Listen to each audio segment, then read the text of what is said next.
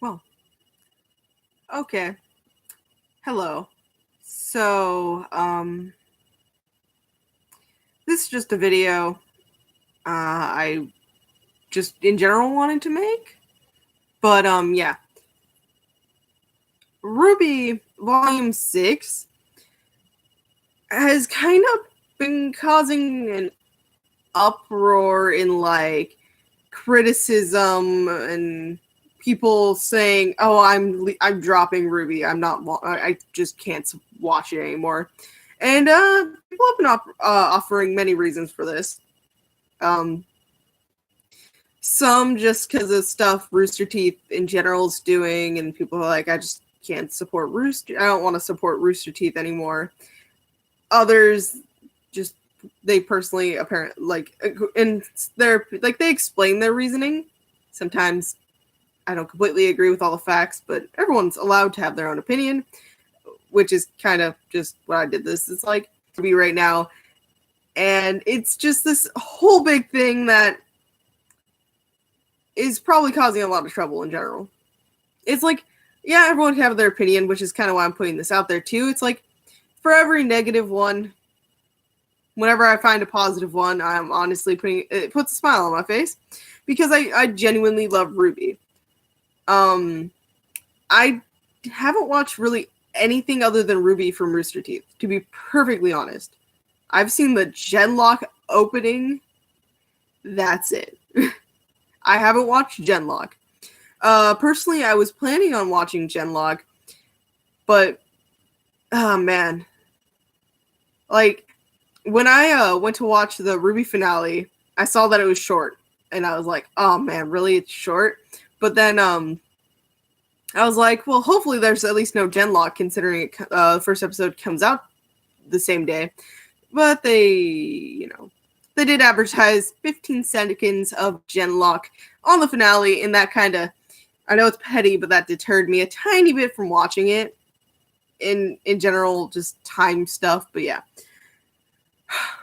Volume 6. Was it great? Was it bad? Was it in between? For me, I loved it, personally. I really did. A lot of people I've seen comments and stuff for, they do bring up things like how characters are brought up, or maybe some characters shouldn't have been shown at all this volume. There's just a variety of answers. A lot of people do. So hang on. For starters, I'm not going to talk about the whole Vic Mignogna thing. I'm not going anywhere near Rooster Teeth. I'm just talking about RWBY. So, if I say something, then you're like, you want to bring in stuff I personally have no say on and I don't know much about. If it's the show, cool, I'll talk. If it's anything about the people who work at for Rooster Teeth, or stuff like that, I don't want to say anything about that because I don't know anything. There's been some topics brought up in other people's videos, and I'm like, I haven't heard about that till now, so I don't feel obligated or in the right to talk about it. So I'm not. And personally, yes, I know that if you watch RWBY, you do kind of support Rooster Teeth, but I love RWBY too much to let that steer me from watching RWBY. But yeah, Volume 6 to me, like I said, was good. It was great in my own personal thoughts. I loved how the characters reacted and stuff like that. I'm not saying it was perfect. Nothing's ever perfect. And there were things I do recall going, I was iffy about, but they were never so strong to where I was like, oh, yeah, no, this was stupid. Like the Atlas plan. So their plan.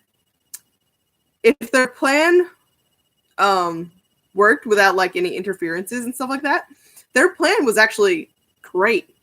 It's just it did not incorporate if something went wrong, which was the biggest downfall to begin with. Because seriously, they got out of range, they were out of sight, they pretty much made it. But Adam showed up, and Blake could not do her thing, and they were spotted. And Cordovan and Maria got at it, And then Cordovan, was like, I'm going to use this mech against teenagers and one old lady and one hunter. But, that's a situation in itself. But what we have to see here is, like, it wasn't a bad plan. Like, I mean, does it make the heroes look less like heroes? Yeah, in hindsight, in retrospect, yes, because technically they're still stealing. But some people go, well, so some people are like, oh, they could have just sent Weiss, or Crow could have just flew there. And people do mention that they sent a letter to Ironwood. Well, all of Volume 6 happened within a very fast time. Unless that mail was on the Express, I don't think Ironwood would have immediately gotten to it, and who knows if he ever did receive it. And they're a long distance away. Under one video, someone commented, "Oh, they could have just called they could have called Ironwood," but no, they couldn't. Something that their failed plan did show is Weiss and Maria couldn't have been that far away from Argus, yet they were immediately out of range. Like, no one could contact them. They couldn't contact the team, and the team couldn't contact them. So in that retrospect and thought, like, they couldn't reach Ironwood even if they called. So just that part. And that's I didn't watch the video. My friend did personally.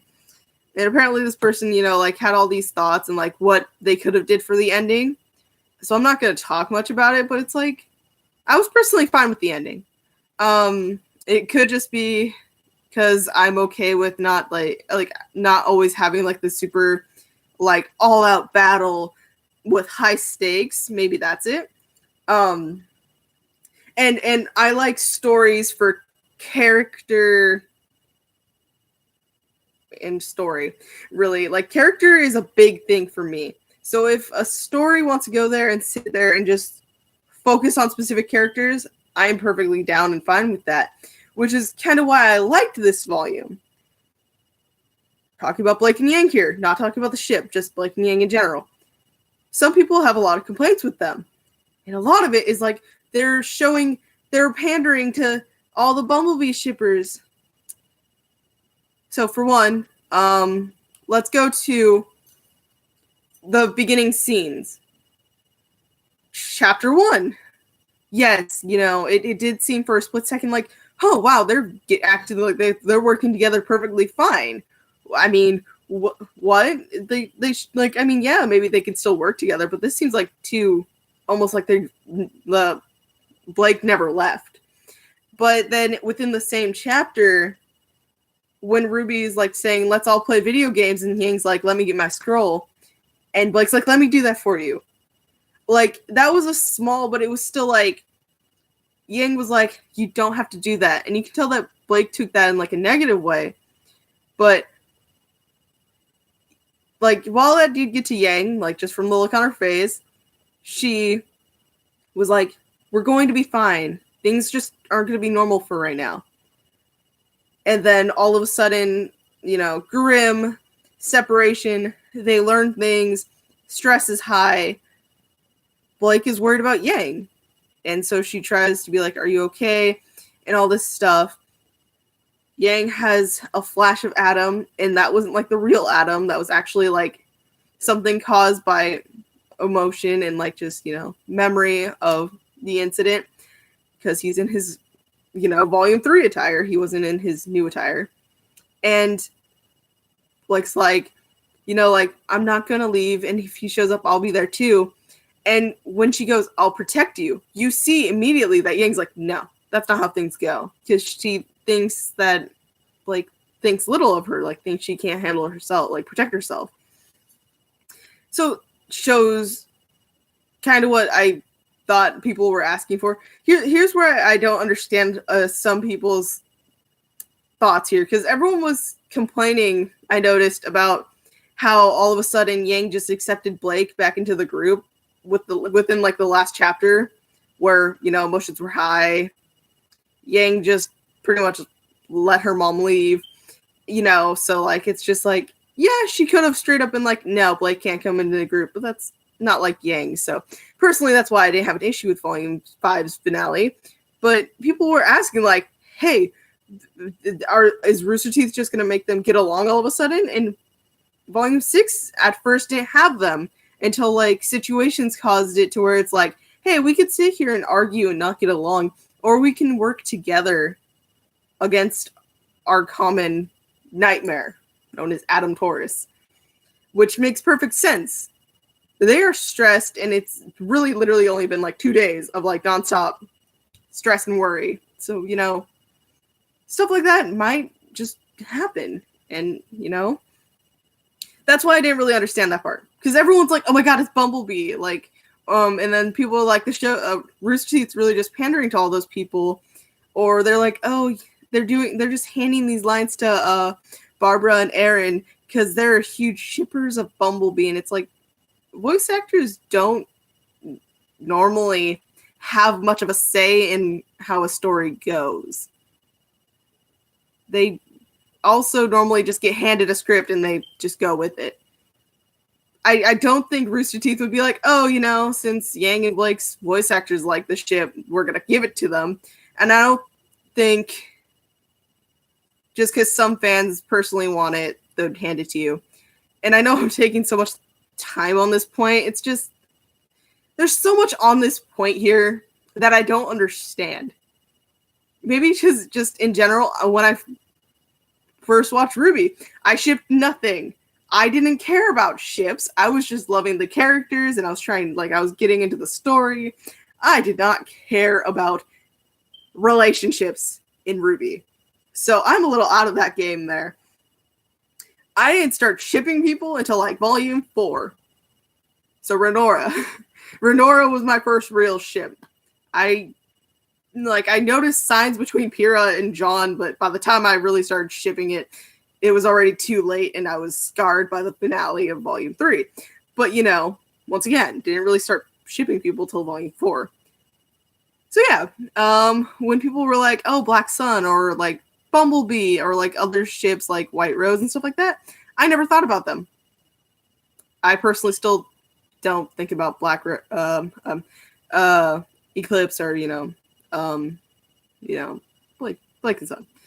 I don't personally. Black Sun. I don't know why I couldn't say that the second time, but that's just me in general. Like, you know, it's nothing really against, because I can see why people ship it. I just don't. Bumblebee, I do to an extent, but not enough to where I would be like angry that some people just don't want it to happen. Like, if Rooster Teeth goes and officially makes it canon, good for them. I guess thank you for the part of me that does ship it. And it's like, so what? Let's say they do get confirmed in Volume 7, or, you know, they do get confirmed sometime. To me, it doesn't affect the show, because it's not like they're going to constantly be like, oh, here, they're together, so focused on this. I personally don't think that would happen. If it does, well, ooh, wow, interesting. That's when I'll start questioning that, but I don't think it really matters. And people are like, oh, Adam's wasted potential, or everyone seems to, like, a lot of people seem to have wanted Weiss to see the brand on Adam's face. Why? The brand was to do the show, don't tell. The brand on his face kind of simplifies what started him down this path. And it gives us more reason to look at how the Faunus could be treated in Atlas. You know, we don't need to go and all of a sudden introduce Adam to Weiss now. I feel like that's just overcomplication. To begin with, Adam, like, obviously, from the very, very beginning, was part of Blake's story. Volume 3 made Adam part of Yang's story. We don't need all of a sudden in Volume 6 to make him part of Weiss's story. I don't see the necessity in that. That's really just trying to overconnect him when really he was just part of Blake and Yang's narrative. Not even in their relationship, but in like...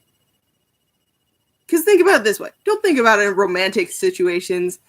Think about it like this. Adam was a mentor, like partner with Blake.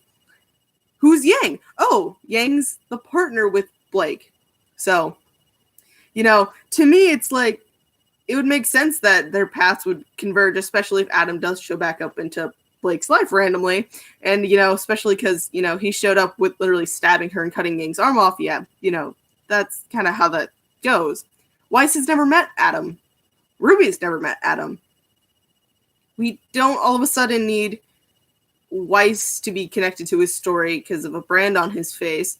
It's not like Weiss really had control of any of that. So I just, if you guys like have that mindset, you know, you can comment it. I want to understand where that thought comes from because I have no idea, just in general, you know. And that could just be me, but sorry. RWBY's speeches. While the first one had flaws in some areas, I still really liked it. And it was showing how, like, kind of how her character was kind of changing.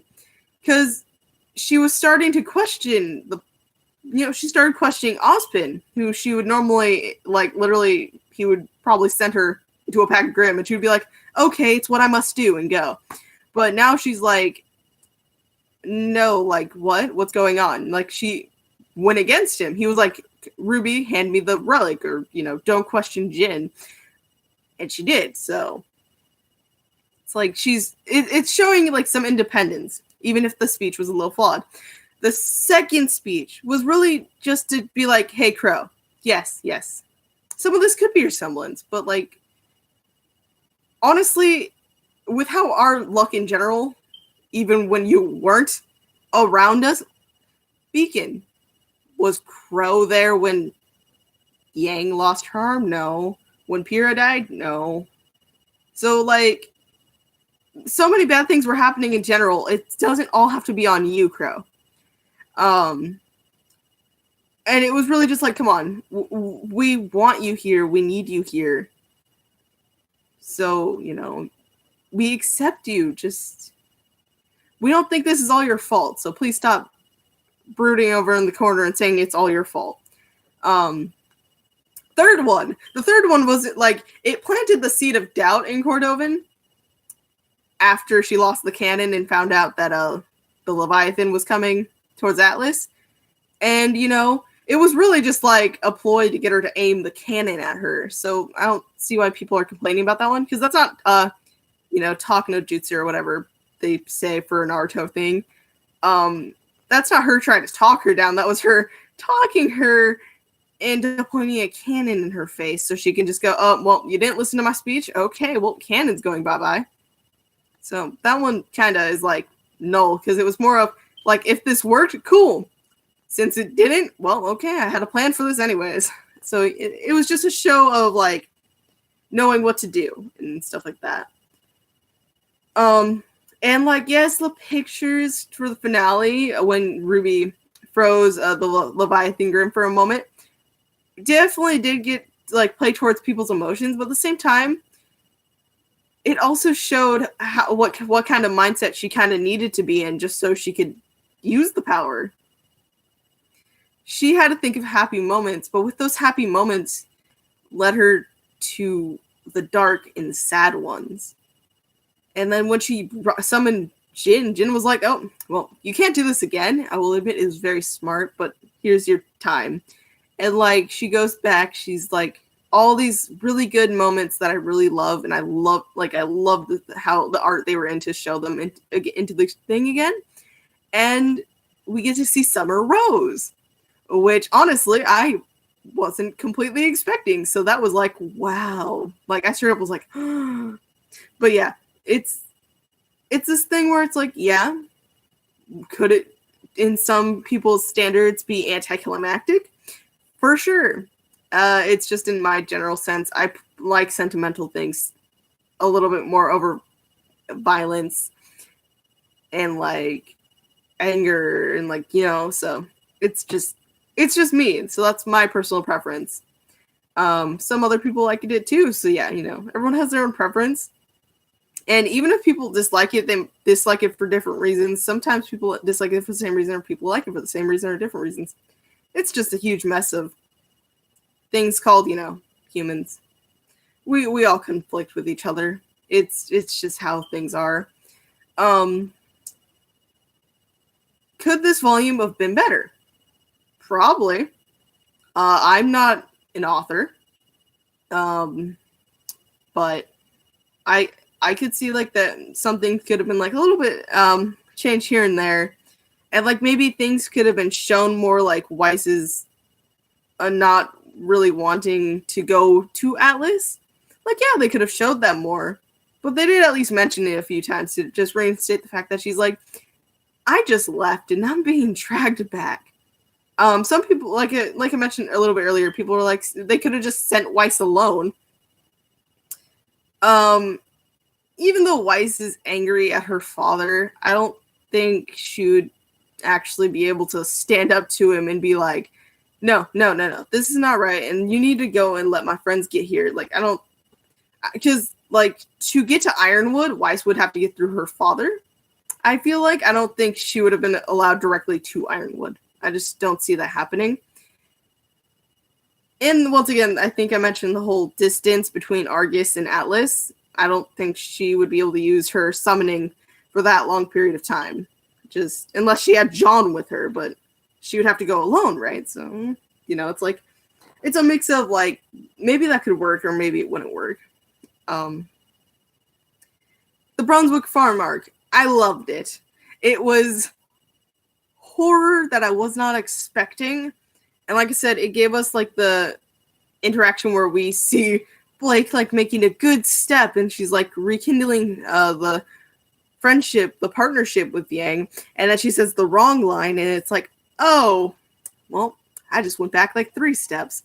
And then we see Weiss's interaction with Ruby, like Ruby going, I don't know how well my uncle is taking this, when they went into the cellar and saw all the alcohol. And like, honestly, Weiss can relate to this because her mom is an alcoholic. And, you know, Weiss could also just in general, like, be going, oh, because she understands that standpoint. But, like, Weiss sharing her doubts. That's not an exaggeration. That's just how some, like, especially when people are returning to a situation they don't really want to, the negative could definitely affect them more than most others. And Weiss was, you know, probably under that kind of stress too. I appreciated, like, you know, them choosing Yang and Weiss to be the ones to really outwardly show the effect of the apathy, because those two were honestly, to me, in my mind at least, the most susceptible to starting to feel negative about the whole situation that fast. John's sister, Saffron and Terracotta and Adrian. I loved them. I enjoyed their characters in general. Like, Saffron was so fun and like cheery, and she was supportive. You can see she really does genuinely care about John. And then like Tara, like her little interaction with Blake in chapter 10 was hilarious, and like I just really liked it. Adrian, that little baby, like his mom's just like, okay, we went over this. And he starts screaming just to get the guards to go and do funny antics. Like, even though the guards and Cordovan in general got on my nerves, they were still amusing occasionally. Parts of it was amusing to me. Other parts I was like, eh. And like, yeah, they could have done better showing like honest racism within the world, but they've been trying to incorporate it a little bit more. Because, you know, there are moments where it's like almost like it doesn't exist, and there are moments where they do try to be like, yeah, it is here. It's, you know, I can imagine that is a struggle, but they really tried Volume 6, so I'm just going to give them that. Very curious to see how that happens in Volume 7 for sure. They did try to get some interactions between Blake and Ruby. So, like, they were trying to make sure at least the team members did kind of interact. Did Weiss and Blake talk much in this volume? I don't think so. But there was moments of, like, comforting or, like, supporting here and there. Just no words, I don't think. I could be forgetting, though. It's easy to forget. Like, in general, some people are like, oh, you know, this was really just pandering for Bumblebee. And, like, this one moment in chapter, I think, 11 or 12, where Ruby almost gets crushed by Cordovan. She falls, and then, you know, Weiss saves her on the Lancer.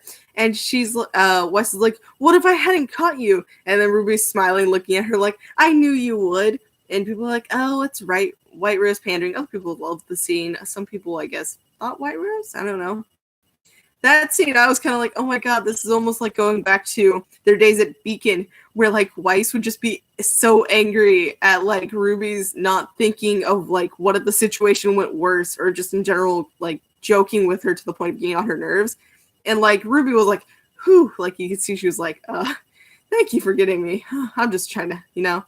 I love the scene, and I didn't really see romance from that. I just was like, oh my god, it's almost like in the beginning, you know, back in Beacon, when all Ruby would really have to do is one not completely thought out move, and Weiss is just like on at her for it. It was really great. The Ozpin Salem backstory, I don't have much to say about it, because I will agree with the fact that Ozpin hasn't been in this much. Honestly, there are moments where I didn't forget about him, but, like, I was just, like, so focused on everyone else, I didn't really think about him. Salem, when I watched the episode at first, I felt bad for her, but the more I thought about it, I was just like, okay, she turned for the worst, and then I was still like, yeah, no, but the gods were still stupid with their... They made her immortal, okay? Like, yes, maybe that would make some all of a sudden learn the meaning of life, but I don't think that would always work out the way I can see why it turned out the way it was. If Salem was so persistent on bringing, you know, Ozma back, why would all of a sudden, now that she's dead, Whew, you can tell I didn't go to sleep, and it's 6 a.m. Fun. But situations are weird and complex, but I just don't have a ton of thought on the backstory. Some moments maybe go, oh my god, why? Like they're 4 children. Like, why did they have to go? Like, why did they have to die like that? That's so sad and, like, messed up. But, you know, that was, like, something to throw in, like, maybe that's why, you know, the wizard, Ozpin, gave powers to the 4 maidens, the original 4 maidens, because, you know, he thought back to his children. It was just like, you 4 helped me, so I'm going to give this to you. And, like, that was kind of an inspiration, maybe? Because, yeah, no, the team's reaction to Ozpin's story did get on my nerves to a certain extent, but at the same time, I would imagine that if you were in this situation, like, he promised no more lies, no more half-truths, and, like, some of the things, like, not telling them about the relic until, like, it was affecting them, like, that already set them off, and, you know, they were technically in a train crash. They now have 3 less members because, you know, they had to separate. Nerves and stress were high, so the fact that he kept trying to hide it probably just didn't help the fact at all. So while I don't agree with Crow or John hurting, you know, Oscar, you know, I see why they're angry at Oz to a certain extent, but, like, just why Oscar? I know it's difficult, but the poor boy. Oscar's new outfit, great. Was I personally happy to find out that I stressed over where the heck Oscar could have been just to find out that he was at home making a casserole? When I saw that in the episode, I laughed and thought it was funny. In retrospect, I'm like, I was stressed out, and that kind of was like, that was the type of anticlimactic that I would agree with complaining about, kind of. So yeah, that one I can kind of agree with if people actually think that. As someone who's rewatched the show multiple times to the point where your grandfather goes, you know what, I'm going to get this for you. I have volume 1 through 5 here. And I've obviously watched volume 6 a lot. I really do like rewatching and seeing if I didn't notice something or like notice like little things that were actually true in the future. Like, you know, when Osmond said silver eyes, that, you know, got reiterated in volume 3. In volume 1, when Ruby asked Blake, what's the book about? And Blake goes, it's about a man with 2 souls fighting for control over the body. Well, I mean, look where our situation is now. Like, there's little things that were really cool and integrated. I wouldn't change how this volume was done, really. Like, nothing really, like, shot out to me in the most, like, oh my god, why? Like, yeah, maybe I didn't agree with all of it, but, like, I didn't disagree with it enough to be like, oh my god, they wrote it horribly. Here, let me rewrite it for them. Like, a lot of YouTubers, they say they're using constructive criticism. Some do. I'm not saying they don't. Some definitely do. It's just others, while some points seem really well, like, with good, meaningful, like, intent, like, to really be like, you know, maybe this would have made it better. Others go full out and pretty much go, you know what? This part literally sucked. This part was horrible. There was nothing good about this scene. Here, this would be so much better. Use my idea. So, I'm not saying anything bad about this guy. Eruption Fang. I have nothing against him. And, you know, some of his ideas are cool and some of his thoughts are cool. But so many people on his 40-minute video about Volume 6, everyone's like, they should hire you to be the writer. I'm sorry, but this is just me. I like the show how it's going. There are moments I don't like, but, you know, I like the show how it's going.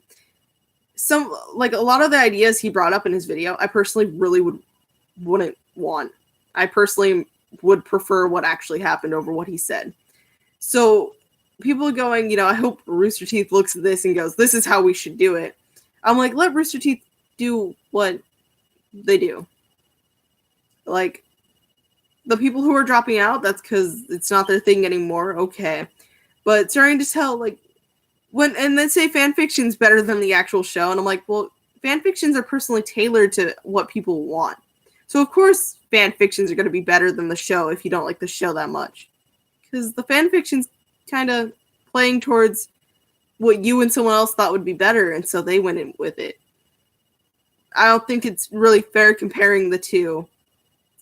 Because, like, I love the show, but I will agree some of the fan fictions I've read I like more, but that's because they focused more on things that I liked from the show and, like, utilized it more. But that's it. Like, you know, don't understand that argument a ton. And I have a comment under a video that says, I was getting some Monty vibes from this one, so Volume 6. And then it goes, R.I.P. Monty, they're killing your brainchild. So apparently this volume was like, oh my god, this is starting to seem more like Monty's show again.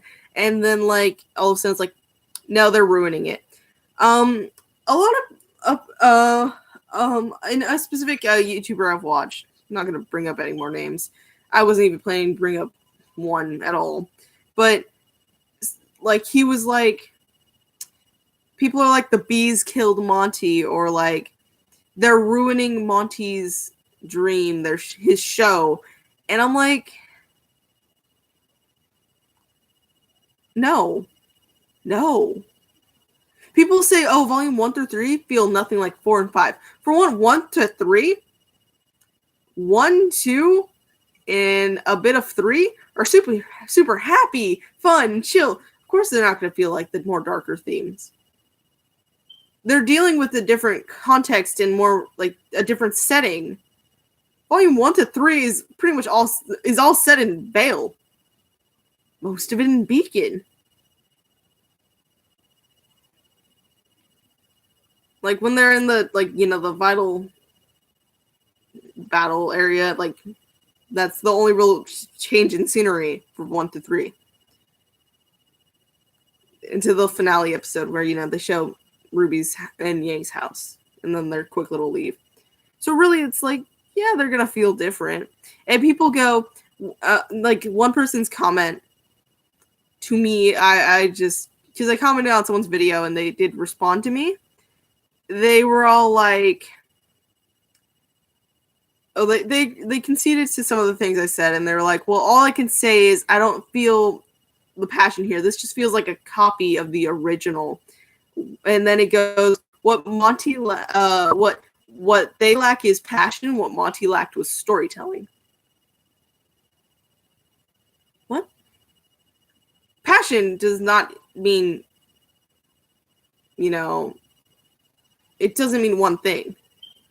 To keep a story going and to keep animating it shows passion. Really, because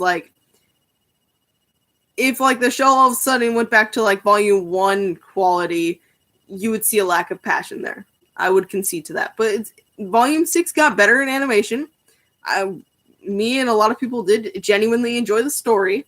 Sure, maybe they had some hiccups, but that shows at least compassion. Some form of passion, at least. And it's just this thing. I personally don't think you should use Monty against Rooster Teeth. That's just a low blow. In general. That's just no. We don't know what Monty was aiming for RWBY. They might. We don't know. But we just should not do that. Then. Yes, it's messed up for them, but it's also just messed up to use Monty against someone in general. Don't. Yeah. This is getting more preachy than I wanted, but what did you guys think about Volume 6? People said Neo and Cinder should not have been brought up at all this volume, but then, honestly, I'm with what someone else commented under a video. It's like, well, yeah, there's bringing them up here was kind of spotty and stuff like that, but I'd rather have this than if they randomly showed up in Volume 7 working together. Me too, honestly. If that happened in Volume 7, let's say Neo and Cinder stuff happened, and they popped up in Volume 7.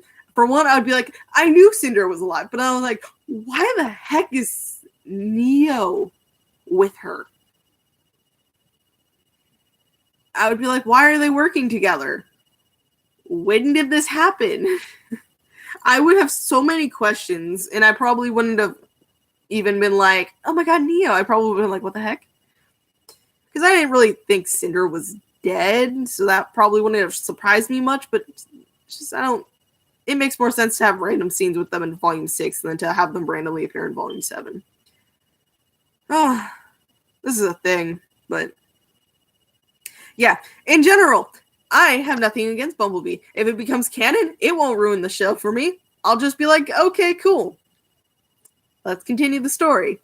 I don't see the reason why everyone wants someone to die every volume. Okay. I get it. It does, kind of, for some other characters, build them up. But I don't understand why you want that to happen. I don't enjoy when all the characters are constantly being put down. I like it. If they do get put down, I like seeing how they get back up. That does not mean I want to see them immediately crushed again. I like seeing them come back from an event. Volume 3 was an event, and they've been going through tiny other things throughout 4 and 5. So like seeing them slowly, like seeing them in this volume really helped me in general. I can't rate what my favorite volumes are because, I just enjoy the show. I don't go, oh, which volume was better? Which one was like that. Fighting was cool. Like, this is the only like one thing I'll talk about that's people constantly go, oh, so like, the Yang and Adam part where they fought. Everyone's going, oh, they used Monty's animation for it. I'm glad that they incorporated something Monty worked on into it. It was amazing. Like, honestly, everyone can admit they really loved that fight scene right there. So are you saying you would rather them maybe have to go back to the slower style because they can't exactly do that type of fight choreography yet? I don't know. I don't completely understand that one, which is why I just wanted to briefly mention it. It's just like, I'm glad something he worked on personally for the show was actually incorporated into the show. Adam's death. Everyone's pissed about that. Not everyone, but a lot of people. Wasted potential? Maybe, but like, what if they used him wrong? Then you guys would have been pissed at Rooster Teeth for not using him the way you guys specifically wanted. Wouldn't you rather him just not be there for them to mess him up in the future? Personally, I completely understand and agree with how, like, the fact that he's no longer here. Yes, the situation for him dying could have been a little bit better, but at the same time, I can agree with their choice of him stopping here. The brand was not supposed to be to incorporate him into Weiss's story. It was to show us what brought him to what started him on the path that he was obviously now on, and to show us just how bad things could possibly be in Atlas. Well, more Mantle, because that's where the mines are. So I personally am no complaints about that. I'll probably have a better, more thought out video later, but this was just my general thoughts, and I hate how much I had to talk about Blake and Yang in this. Just a lot of people's complaints, not everyone's. A lot of people talk about Blake and Yang, and other people talk about a few different things. But a lot of people I saw talked about those two in particular.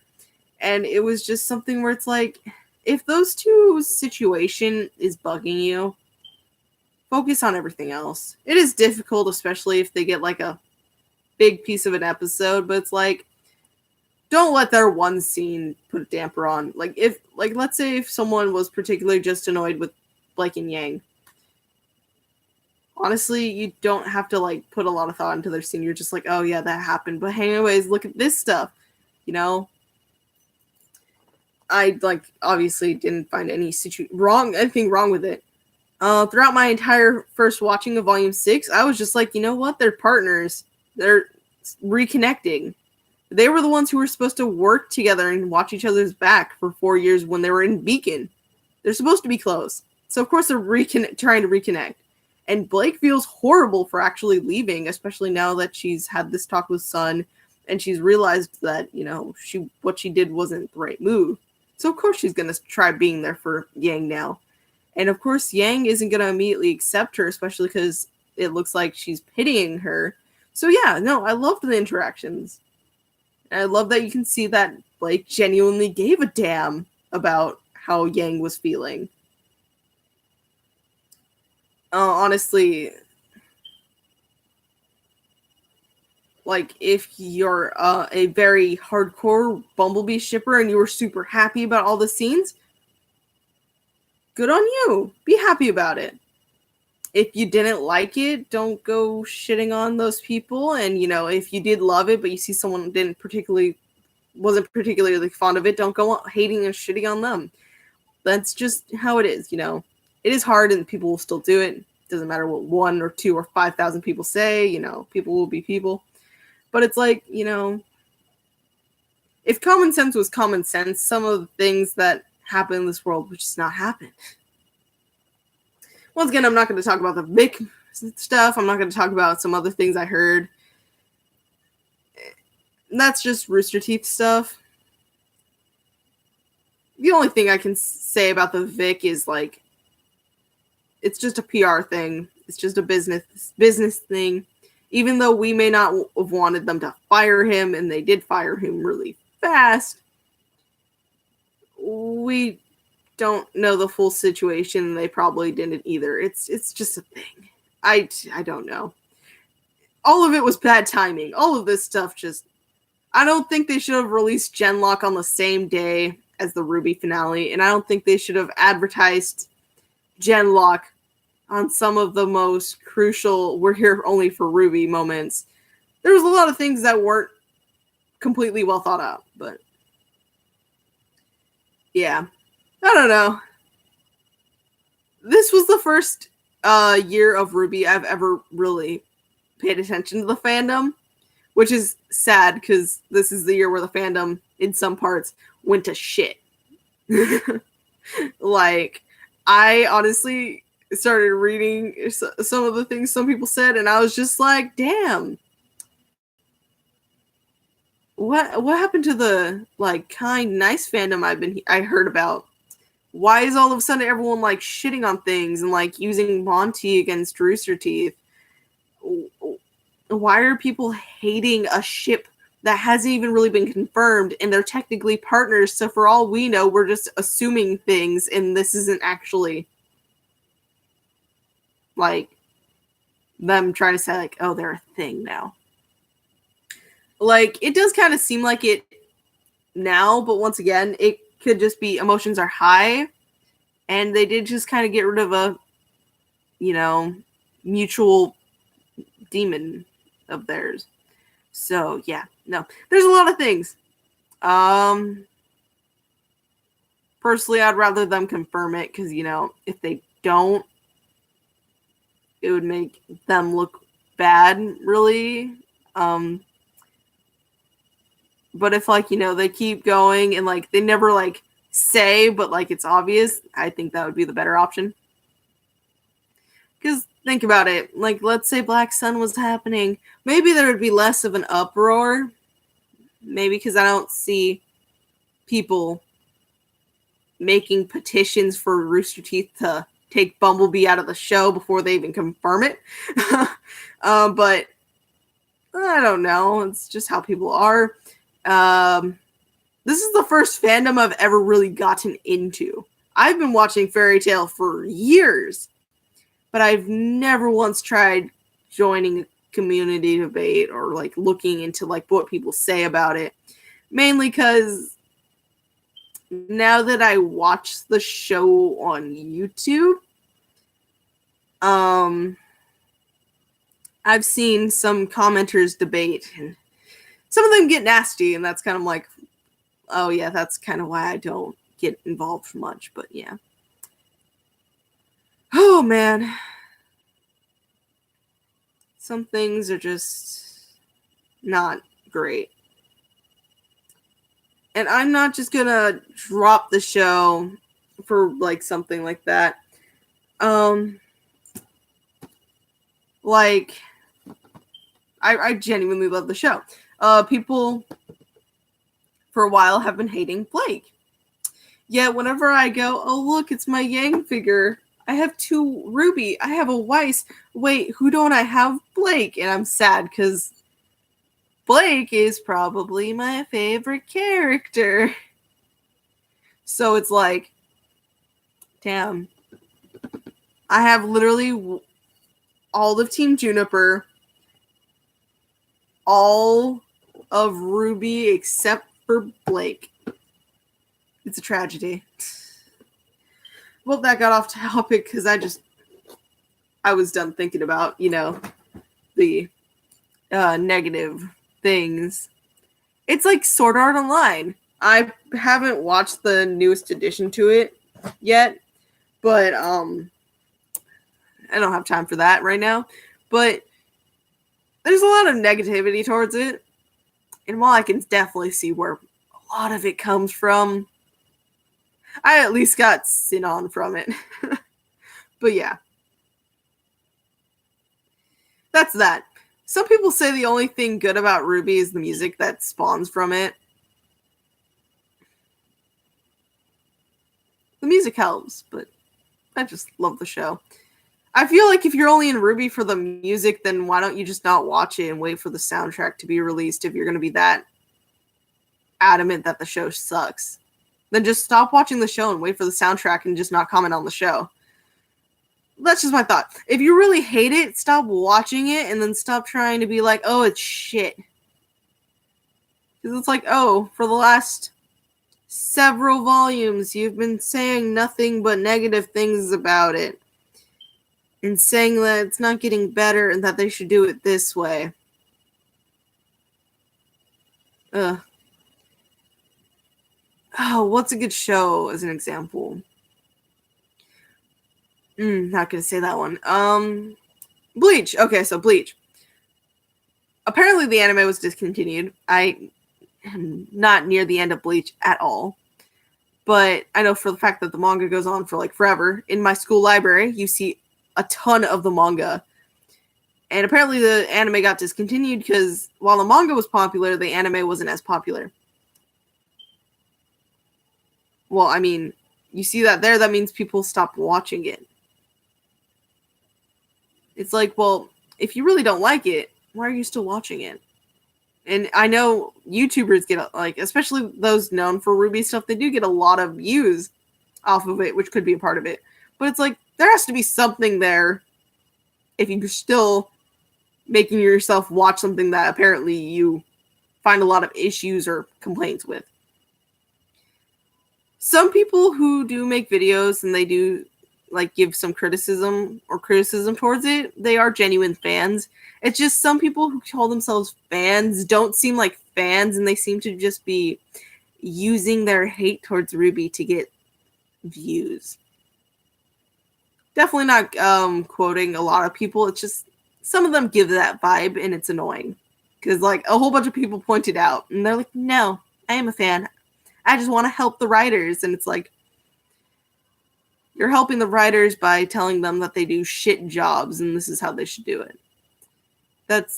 You should help them out, like give them ideas. Point out what could have been better. Don't say all of it was bad and this is here, I wrote a whole new scene for you to do. That's the thing. I just think, it can be done a little bit better. Once again, this was an end of a rant. This was meant to be a video, but I live stream on this channel. So, yeah, I go on a tangent normally.